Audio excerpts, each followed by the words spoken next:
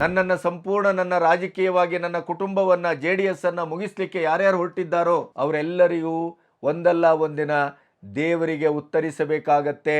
ನನ್ನ ಎಲ್ಲ ಭಾವನಾತ್ಮಕವಾದಂಥ ನನ್ನ ನೋವಿನ ಹೊರೆಯನ್ನ ನಾನು ದೇವರ ಪದತಲದಲ್ಲಿ ಇಟ್ಟಿದ್ದೇನೆ. ಇಲ್ಲಿಯವರೆಗೆ ಮಾಧ್ಯಮದ ಮುಂದೆಯವರು ಇರಬಹುದು, ಜನರು ಇರಬಹುದು, ಯಾರೇ ಇರಬಹುದು, ನಾವು ದೇವೇಗೌಡರ ಕುಟುಂಬವನ್ನ ಅತ್ಯಂತ ಕ್ಷುಲ್ಲಕವಾಗಿ, ಹೀನವಾಗಿ, ಅಸಂಬದ್ಧವಾಗಿ, ಅಮಾನುಷವಾಗಿ ಮಾತಾಡಿದ್ದೇವೆ. ತಪ್ಪದು. ಪ್ರಜ್ವಲ್ ರೇವಣ್ಣಂದು ಇವತ್ತು ನಮಗೆ ಕಣ್ಣಿಗೆ ಕಾಣ್ತಾ ಇದೆ ಪೆನ್ ಡ್ರೈವ್ ಪ್ರಕರಣ. ಕಣ್ಣಿಗೆ ಕಾಣದೇ ಇದ್ದದ್ದು ವಿಧಾನಸೌಧದ ಒಳಗಡೆ ಅಧಿಕಾರದ ರಾಜಕಾರಣದಲ್ಲಿ, ಅದು ವಿರೋಧ ಪಕ್ಷ ಇರಬಹುದು, ಆಡಳಿತ ಪಕ್ಷ ಇರಬಹುದು, ಪ್ರತಿ ಒಬ್ರು ಇದರಲ್ಲಿದ್ದಾರೆ ಅಂತ ಇವತ್ತು ಮಾಧ್ಯಮದಲ್ಲಿ ಬಂದು ಮಾತಾಡುವ ಪ್ರಜ್ವಲ್ ರೇವಣ್ಣನ ಪ್ರಕರಣದಿಂದ ಏನು ಇಡೀ ಸಮಾಜವೇ ತಲೆ ತಗ್ಗಿಸಬೇಕು, ದೇಶದ ಮಾನ ಹೋಯ್ತು, ಹಂಗಾಯ್ತು ಹಿಂಗಾಯ್ತು ಅಂತ ಏನು ಪ್ರತಿಭಟನೆ ಮಾಡ್ತಾರಲ್ಲ, ಇವರು ಏನು ಸುಬಗರಲ್ಲ. ಇದು ಅವರ ಕಣ್ಣಾಚೆ ನಡೆದಿದೆ, ಅವರಿಗೆ ಗೊತ್ತಿಲ್ಲದೆ ನಡೆದಿದೆ ಅನ್ನೋದನ್ನ ನಾವು ದೇವೇಗೌಡರ ಒಂದು ಪ್ರಬುದ್ಧವಾದಂಥ ಈ ಇಳಿ ವಯಸ್ಸಿನ ಮಾತನ್ನ ನಂಬತಕ್ಕದ್ದು.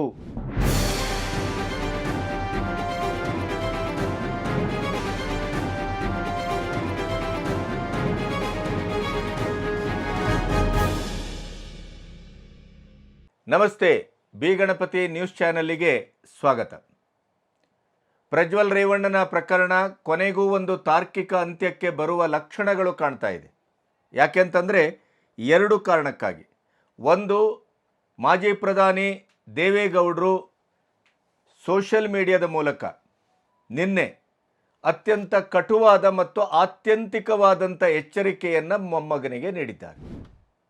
ಬಹಳ ಸಾತ್ವಿಕವಾಗಿ, ಭಾವುಕವಾಗಿ ಈ ಇಡೀದಾದಂಥ ಒಂದು ಅವರ ಟಿಪ್ಪಣಿಯನ್ನು ಓದಿದರೆ ಸತ್ಯಕ್ಕೂ ನನಗೂ ಕೂಡ ಒಂದು ರೋಮಾಂಚನ ಆಗ್ತಾ ಇದೆ, ಮತ್ತು ಒಂದು ಗಳಿಗೆ ಹೃದಯ ಕಲಕ್ತದೆ, ಭಾವುಕನಾಗ್ತೇವೆ. ದೇವೇಗೌಡರಿಗೆ 90ರ ಹರೆಯದಲ್ಲಿ ಇಂಥ ಒಂದು ಪರಿಸ್ಥಿತಿ ಬರಬಾರ್ದಿತ್ತು ಅನ್ನೋದು ಪ್ರಾಯಶಃ ಅವರ ವಿರೋಧಿಗಳ ಒಂದು ಅಂಬೋಣ ಕೂಡ ಅಂತ ನಾನು ಭಾವಿಸ್ತೇನೆ. ಇಡೀದಾದಂಥ ಒಂದು ರಾಜಕೀಯ ಜೀವನದಲ್ಲಿ ಹೆಣ್ಣುಮಕ್ಕಳ ವಿಷಯದಲ್ಲಿ ಕೆಲವು ಮಾಧ್ಯಮಗಳು ತಮ್ಮದೇ ಆದಂಥ ಕಪೋಲ ಕಲ್ಪಿತವಾದಂಥ ಯಾವ್ಯಾವುದೋ ವಿಷಯಗಳನ್ನು ಏನೇನೋ ಪ್ರಸಾರ ಮಾಡ್ತಾ ಇದ್ದೇವೆ, ಅದನ್ನು ಬಿಟ್ಟುಬಿಡಿ. ಆದರೆ 6 ದಶಕದ ಅವರ ರಾಜಕೀಯ ಜೀವನದಲ್ಲಿ ಅವರ ವೈಯಕ್ತಿಕವಾದ ಚಾರಿತ್ರ್ಯದ ಒಂದು ಶುದ್ಧತೆ ಅಂತ ಬಂದಾಗ ಚೆನ್ನಮ್ಮನನ್ನು ಬಿಟ್ಟರೆ ಬಹುಶಃ ಇನ್ನೊಂದು ಯಾವ ಹೆಣ್ಣುಮಗಳನ್ನು ಕಣ್ಣೆತ್ತಿಯೂ ನೋಡದೇ ಇದ್ದಂಥ ಒಂದು ಚರಿತ್ರೆ ಅವರ ಬೆನ್ನ ಹಿಂದಿದೆ. ಕುಟುಂಬದ ರಾಜಕಾರಣ, ತನ್ನ ಮಕ್ಕಳು, ತನ್ನ ಮೊಮ್ಮಕ್ಕಳು, ತನ್ನ ಕುಟುಂಬದ ಇಡೀ ಸದಸ್ಯರೇ ತನ್ನ JDSನಲ್ಲಿ ಪ್ರಧಾನವಾಗಿ ಕಾಣಿಸ್ಕೊಳ್ಬೇಕು ಅನ್ನುವಂಥ ಒಂದು ಅವರ ಅತಿಯಾದಂಥ ಆ ವ್ಯಾಮೋಹವನ್ನು ಪ್ರತಿಯೊಬ್ಬರೂ ಪ್ರಶ್ನಿಸ್ತಾರೆ. JDS ಅಂದರೆ ಅದೊಂದು ಕುಟುಂಬದ ಪಕ್ಷ, ದೇವೇಗೌಡರ ಕುಟುಂಬದ ಪಕ್ಷ ಅದು ಅನ್ನುವಂಥ ಒಂದು ಕಾರಣಕ್ಕಾಗಿಯೇ JDSನಲ್ಲಿದ್ದಂಥ ಸಿದ್ದರಾಮಯ್ಯನವರಾಗ್ಬೋದು, ಅಥವಾ ಚಲವರಾಯಸ್ವಾಮಿ ಅಂತವರಾಗ್ಬೋದು, ಗೋಪಾಲಕೃಷ್ಣನ್ ಅಂತವರಾಗ್ಬೋದು, CM ಇಬ್ರಾಹಿಂ ಅಂತವರಾಗ್ಬೋದು, ಮತ್ತೀಗ ಸೇರಿದ್ದಾರೆ, ಪ್ರಶ್ನೆ ಬೇರೆ. ಹೀಗೆ ಹಲವಾರು ಜನ JDS ಮೂಲದಿಂದ ಕಾಂಗ್ರೆಸ್ಸಿಗೆ ಬಂದು ಇವತ್ತು ಅಧಿಕಾರವನ್ನು ಅನುಭವಿಸ್ತಾ ಇದ್ದಾರೆ ಅಂತಾದರೆ ಅದು ದೇವೇಗೌಡರ ಏಕಮುಖದ ಕುಟುಂಬದ ಪ್ರೀತಿಯ, ಕುಟುಂಬ ರಾಜಕಾರಣದ, ಕುಟುಂಬದ ಸದಸ್ಯರೇ ಪ್ರಧಾನವಾಗಿ ಅಧಿಕಾರದಲ್ಲಿ ಕಾಣಿಸ್ಕೊಳ್ಬೇಕು ಅನ್ನುವಂಥ ಒಂದು ಅವರ ಮನೋಧರ್ಮದ ಮತ್ತು ಅವರ ಸ್ವಾರ್ಥದ ಅಥವಾ ಧೃತರಾಷ್ಟ್ರ ಪ್ರಜ್ಞೆಯ ಒಂದು ಪ್ರತೀಕ ಅನ್ನೋದು ಅದು ಅವರ 6 ದಶಕದ ರಾಜಕೀಯ ಜೀವನದ ಒಂದು ದೌರ್ಬಲ್ಯ.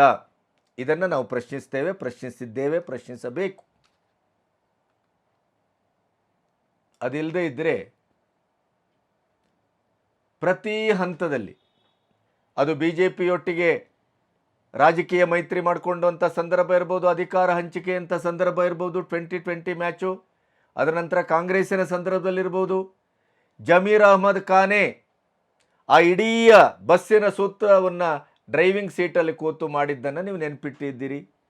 ಇಡೀ ಜೀವನದಲ್ಲಿ ದೇವೇಗೌಡರು ಕುಮಾರಸ್ವಾಮಿ ಅಂತಂದರೆ ತನ್ನ ಪಾಲಿನ ದೇವರು ಅಂತ ಭಾವಿಸಿದಂಥ ವ್ಯಕ್ತಿ, ಅವರೇ ಇಲ್ಲಿಂದ ಈಚೆ ಬಂದಿದ್ದಾರೆ ಅಲ್ಲಿಂದ ಅಂತಾದರೆ ಅದಕ್ಕೂ ಇದೇ ರಾಜಕಾರಣವೇ ಕಾರಣ.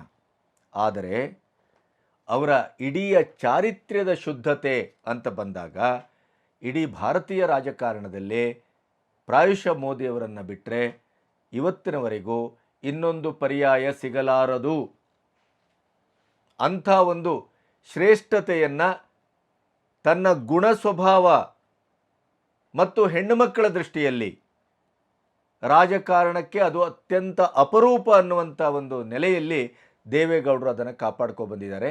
ಆ ಕಾರಣಕ್ಕಾಗಿ ಪ್ರಜ್ವಲ್ ಅವರಿಗೆ ಇವತ್ತು ಅವರು ಎಚ್ಚರಿಕೆಯ ಕಟ್ಟಾಜ್ಞೆಯ ಅಜ್ಜನ ಸ್ಥಾನದಲ್ಲಿ ನಿಂತು ಇವತ್ತೇನು ನೀನು ದೇಶಕ್ಕೆ ಮರಳಬೇಕು, ಪೊಲೀಸರಿಗೆ ಶರಣಾಗಬೇಕು, ಕಾನೂನಿನ ಹೋರಾಟದಲ್ಲಿ ಭಾಗಿಯಾಗಬೇಕು, ನೀನು ತಪ್ಪು ಮಾಡಿದ್ದೇ ಹೌದಾದರೆ ಕಠಿಣ ಶಿಕ್ಷೆಯನ್ನೂ ಅನುಭವಿಸಬೇಕು.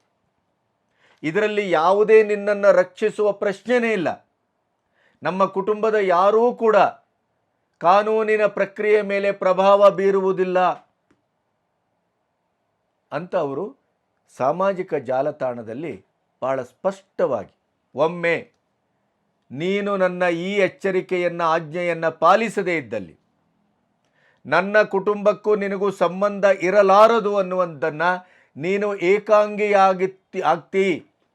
ನೀನು ಏಕಾಂಗಿಯಾಗಬೇಕಾಗತ್ತೆ ಬದುಕಿನಲ್ಲಿ ಅನ್ನುವಂಥ ಒಂದು ಸೂಚನೆಯನ್ನು ಕೂಡ ಕೊಟ್ಟಿದ್ದಾರೆ. ಮತ್ತು ನಮ್ಮ ಕುಟುಂಬದ ಮಹಾಕೋಪವನ್ನು ನೀನು ಎದುರಿಸಬೇಕಾಗತ್ತೆ.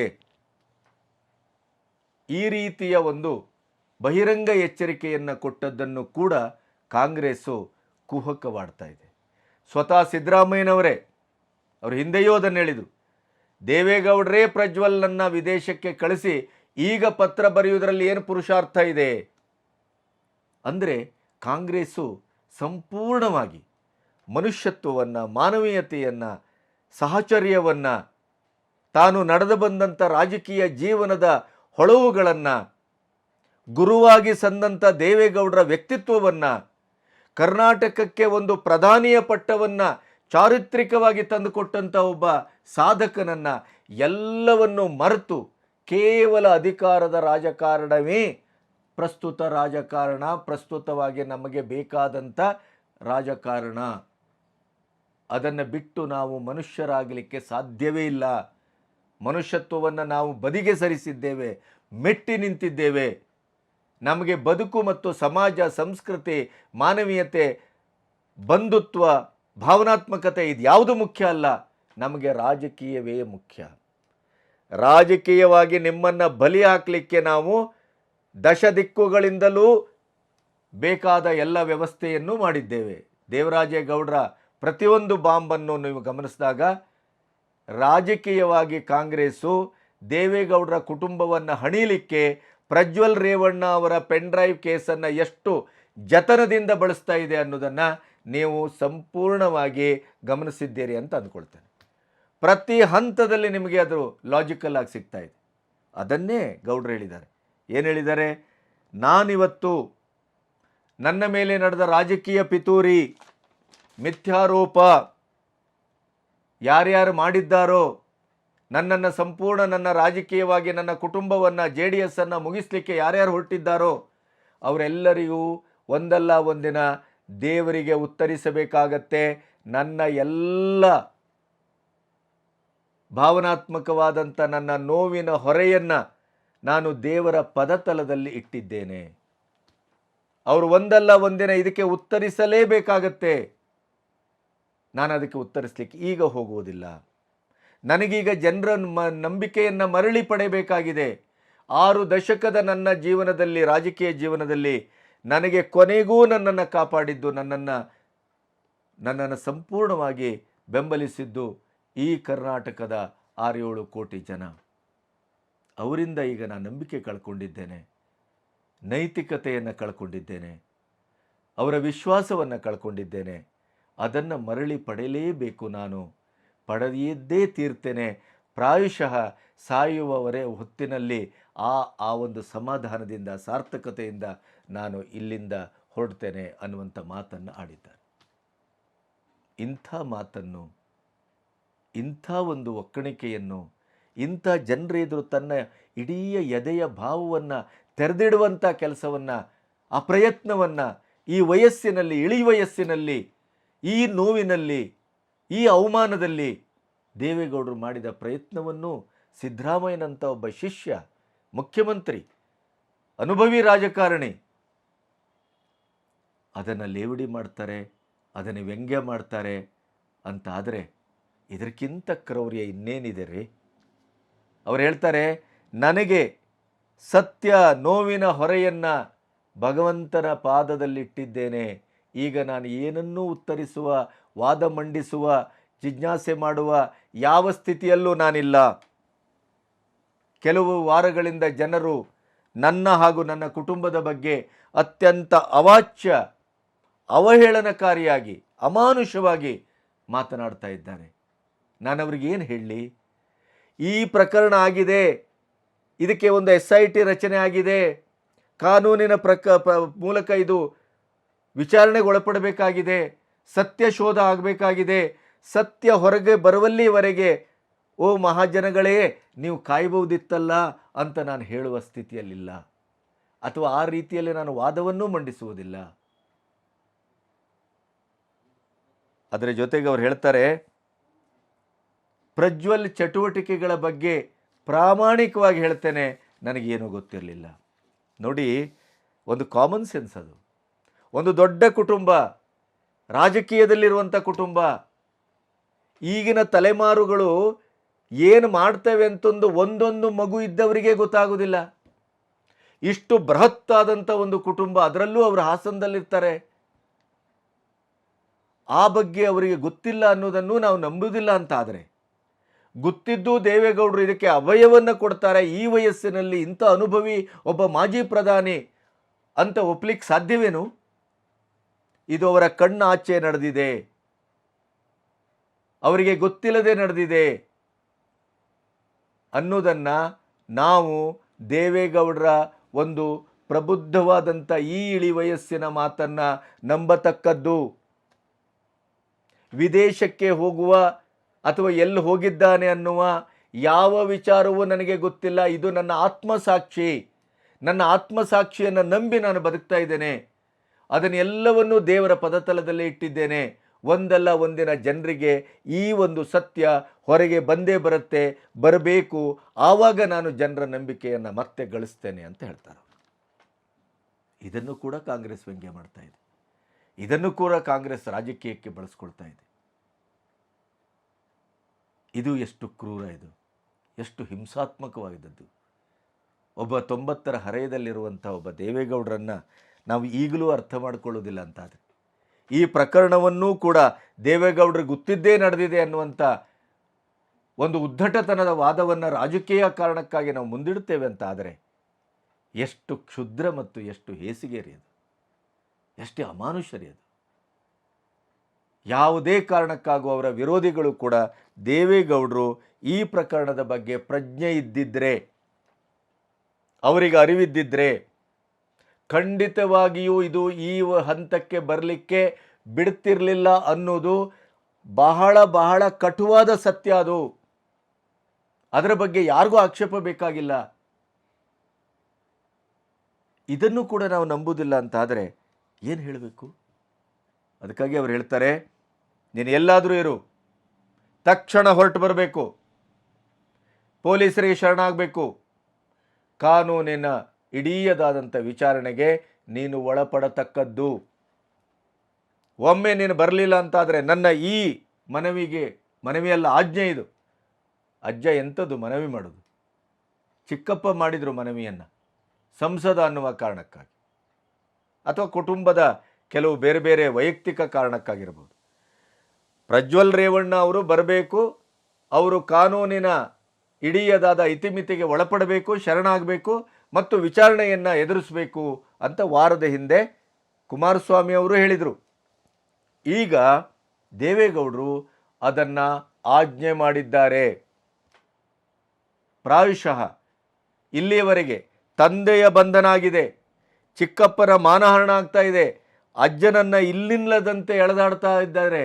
ಇಡೀ ದೇಶ ವಿದೇಶದಲ್ಲಿ ಒಂದು ಭಾರತದ ಒಂದು ಇಡೀ ರಾಜಕೀಯವಾದಂಥ ನೆಲೆಯಲ್ಲಿ ಇದೊಂದು ಕಪ್ಪು ಚುಕ್ಕೆ ಅಷ್ಟೇ ಅಲ್ಲ, ಇದೊಂದು ತಲೆ ತಗ್ಗಿಸುವ, ಭಾರತಕ್ಕೆ ಮುಜುಗರವನ್ನು ತರುವ ಒಂದು ಪ್ರಕರಣವಾಗಿ ಪರಿಣಮಿಸಿದೆ. ಆದರೂ ಕೂಡ ಈ ಹುಡುಗನ ಉದ್ದಟತನ ನೋಡಿ.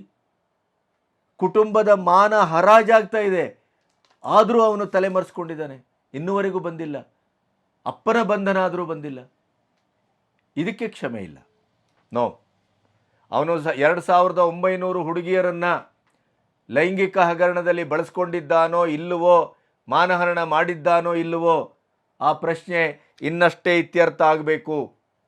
ಇಲ್ಲಿಯವರೆಗೆ ಮಾಧ್ಯಮದ ಮುಂದೆಯವರು ಇರ್ಬೋದು, ಜನರಿರ್ಬೋದು, ಯಾರೇ ಇರ್ಬೋದು, ನಾವು ದೇವೇಗೌಡರ ಕುಟುಂಬವನ್ನು ಅತ್ಯಂತ ಕ್ಷುಲ್ಲಕವಾಗಿ, ಹೀನವಾಗಿ, ಅಸಂಬದ್ಧವಾಗಿ, ಅಮಾನುಷವಾಗಿ ಮಾತಾಡಿದ್ದೇವೆ. ತಪ್ಪದು.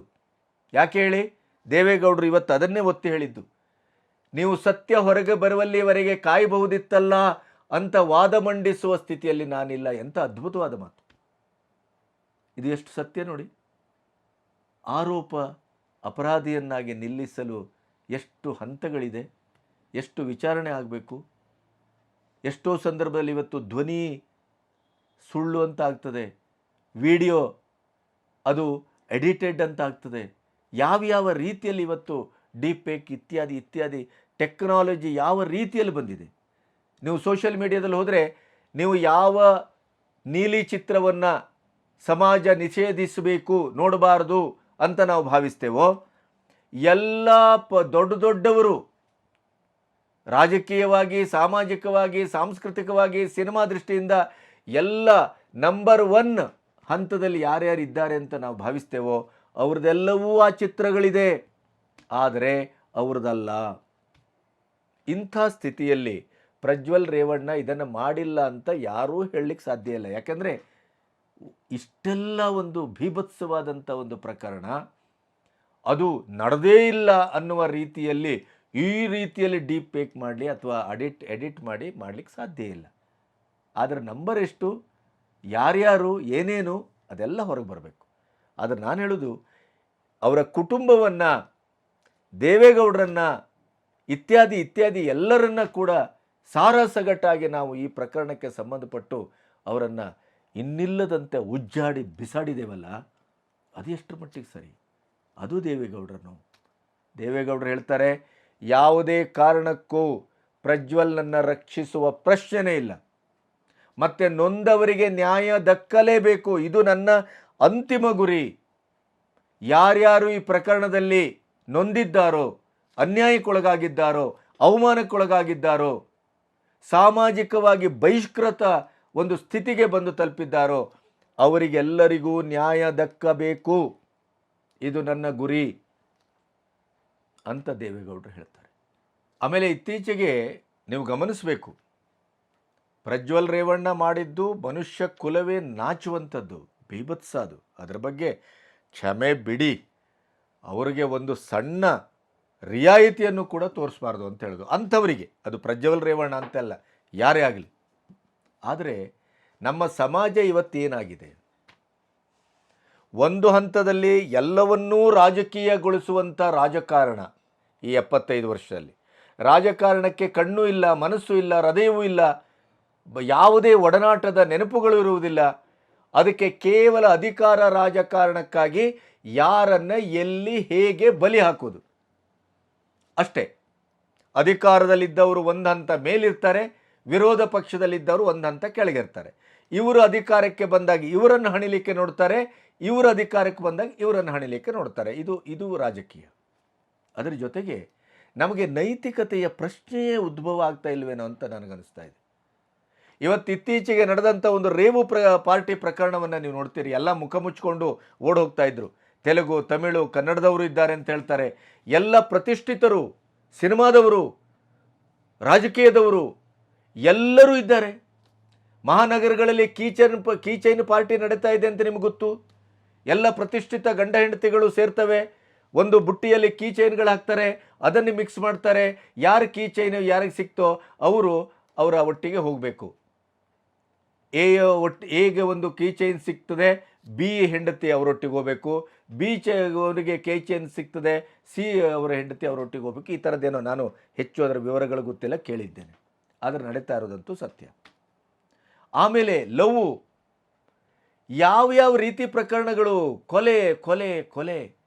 ಬೆಳಗಾವಿಯಲ್ಲಿ ಇವತ್ತು ಒಂದೇ ಕುಟುಂಬದವರು ಅವ್ರಿಗೆ ಗೊತ್ತಿದ್ದೇ ಲವ್ ಮಾಡಿ ಮದುವೆ ಮಾಡಬೇಕು ಅಂತ ಹೊರಟವರನ್ನು ಸ್ಕ್ರೂ ಡ್ರೈವರಲ್ಲಿ ಚುಚ್ಚಿ ಕೊಲೆ ಮಾಡಿದಂಥ ಪ್ರಕರಣ ಹಸಿಯಾಗಿ ನಡೆದಿದೆ. ಅಂಜಲಿ ಪ್ರಕರಣವನ್ನು ನೋಡಿದ್ರಿ, ನೇಹಾ ಪ್ರಕರಣ ನೋಡಿದ್ರಿ.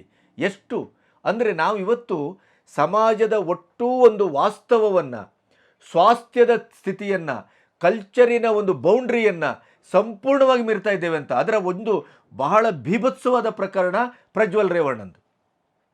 ಪ್ರಜ್ವಲ್ ರೇವಣ್ಣಂದು ಇವತ್ತು ನಮಗೆ ಕಣ್ಣಿಗೆ ಕಾಣ್ತಾ ಇದೆ. ಪೆನ್ ಡ್ರೈವ್ ಪ್ರಕರಣ ಕಣ್ಣಿಗೆ ಕಾಣದೇ ಇದ್ದದ್ದು ವಿಧಾನಸೌಧದ ಒಳಗಡೆ ಅಧಿಕಾರದ ರಾಜಕಾರಣದಲ್ಲಿ, ಅದು ವಿರೋಧ ಪಕ್ಷ ಇರ್ಬೋದು, ಆಡಳಿತ ಪಕ್ಷ ಇರ್ಬೋದು, ಪ್ರತಿ ಒಬ್ಬರು ಇದರಲ್ಲಿದ್ದಾರೆ ಅಂತ, ಪ್ರತಿ ಒಬ್ಬರದು ವಿಡಿಯೋ ಇದೆ ಅಂತ, ಅಥವಾ ಇಲ್ಲದೇ ಇರಬಹುದು, ಆದರೆ ಅದರ ಇನ್ವಾಲ್ವ್ಡ್ ಇದ್ದಾರೆ. ಅದಕ್ಕಾಗಿ ಇವತ್ತು ರಾಜಕೀಯಕ್ಕೆ ಹೋದ ಪ್ರತಿ ಹೆಣ್ಣು ಮಕ್ಕಳನ್ನು ಸಮಾಜ ಇವತ್ತು ಅತ್ಯಂತ ಸಂದೇಹದಿಂದ ನೋಡ್ತಾ ಇದೆ. ಯಾಕೆ ಅಂತಂದರೆ ಇವರ ಇದೇ ಹಣೆ ಬರಕ್ಕಾಗಿ, ಈ ಪುರುಷ ಯಾಜಮಾನ್ಯತೆಯ, ಈ ಗಂಡಸು ಕುಲದ, ಈ ಕಚ್ಚೆ ಹರಕುತನದ ಚಾಳಿ ಇದೆಯಲ್ಲ, ಅದು ಸ್ವತಂತ್ರ ಭಾರತದ ಮೂಲ ಧಾತು ನೆಹರುನಿಂದಲೇ ಆರಂಭ ಆದದ್ದು. ಯಾರನ್ನೂ ಬಿಟ್ಟಿಲ್ಲ ಅದು. ಎಲ್ಲೋ ಒಂದು ಕಡೆ ಸರ್ದಾರ್ ವಲ್ಲಭಾಯ್ ಪಟೇಲ್ರಂಥ ಕೆಲವು ಮುತ್ಸದ್ದಿಗಳು, ಅಂಬೇಡ್ಕರ್ ಅಂಥವರು, ಇಂಥ ನಿಮಗೊಂದಿಷ್ಟು ಲಿಸ್ಟ್ ಸಿಗತ್ತೆ, ಎಲ್ಲರೂ ಅಂಥವ್ರು ಅಂತಲ್ಲ. ಆದರೆ ಬಹುತೇಕವಾಗಿ ಇಂಥದ್ದೇ ಕಿಡಿಗೇಡಿ ಮತ್ತು ಮಾನಗೇಡಿ ಮತ್ತು ಇಂಥದ್ದೇ ಸಮಾಜ ವಿರೋಧಿ ಹೆಣ್ಣು ಮಕ್ಕಳನ್ನು ತಮ್ಮ ಅಧಿಕಾರದ ಎಲ್ಲ ಇದಕ್ಕೂ ಬಳಸ್ಕೊಳ್ಳುವಂಥ ದರಿದ್ರ ಮತ್ತು ದುಷ್ಟ ಕೆಲಸವನ್ನು ಪ್ರಜ್ವಲ್ ರೇವಣ್ಣ ಪ್ರಥಮ ಅಲ್ಲ, ಅಂತಿಮವೂ ಅಲ್ಲ. ಆ ಕಾರಣಕ್ಕಾಗಿ ಪ್ರಜ್ವಲ್ ರೇವಣ್ಣನನ್ನು ನಾವು ಸಮರ್ಥಿಸ್ತೇವೆ ಅಂತಲ್ಲ. ಅಂದರೆ ಇಡೀದಾದಂಥ ಒಂದು ರಾಜಕೀಯದ ವ್ಯವಸ್ಥೆ 75 ವರ್ಷದಲ್ಲಿ ಯಾವ ಮಟ್ಟಕ್ಕೆ ಬಂದಿದೆ ಅಂದರೆ, ಒಬ್ಬ ಸಂಸದ ಅಧಿಕಾರದಲ್ಲಿರುವಂಥ, ಡ್ಯೂಟಿಯಲ್ಲಿರುವಂಥ ಪೊಲೀಸ್ ಇಲಾಖೆಯ ಹೆಣ್ಣು ಮಕ್ಕಳನ್ನು ಕೂಡ ಅವನ ತಾಳಕ್ಕೆ ತಕ್ಕ ಹಾಗೆ ಕುಣಿಸ್ಕೊಳ್ಬಹುದು ಅನ್ನೋದಕ್ಕೆ ಪ್ರಜ್ವಲ್ ರೇವಣ್ಣನ ವಿಡಿಯೋದಲ್ಲಿ ಸಾಕ್ಷಿ ಸಿಗುತ್ತೆ. ಇದಕ್ಕಿಂತ ದುರಂತ ಇನ್ನೇನು ಬೇಕು ಅಂತ ಕೇಳ್ತೇನೆ. ಸ್ವತಂತ್ರ ಭಾರತದಲ್ಲಿ ಸ್ವಾತಂತ್ರ್ಯ ಅನ್ನೋದು ಯಾವ ಮಟ್ಟಕ್ಕೆ ಸ್ವೇಚ್ಛೆಯಾಗಿ ಇವತ್ತು ಬಳಕೆ ಆಗ್ತಾ ಇದೆ ರಾಜಕೀಯದಲ್ಲಿ ಅನ್ನೋದಕ್ಕೆ ಪ್ರಜ್ವಲ್ ರೇವಣ್ಣನ ಪ್ರಕರಣ ಒಂದು ಪ್ರಬಲವಾದಂಥ ದಾಖಲೆ ಮತ್ತು ಸಾಕ್ಷ್ಯ ಮತ್ತು ಉದಾಹರಣೆ. ಅದನ್ನು ಇಟ್ಟುಕೊಂಡು ಪ್ರತಿಯೊಬ್ಬ ರಾಜಕಾರಣಿಯೂ ತನ್ನ ಆತ್ಮಾವಲೋಕನ ಮಾಡ್ಕೋಬೇಕಾಗಿದೆ.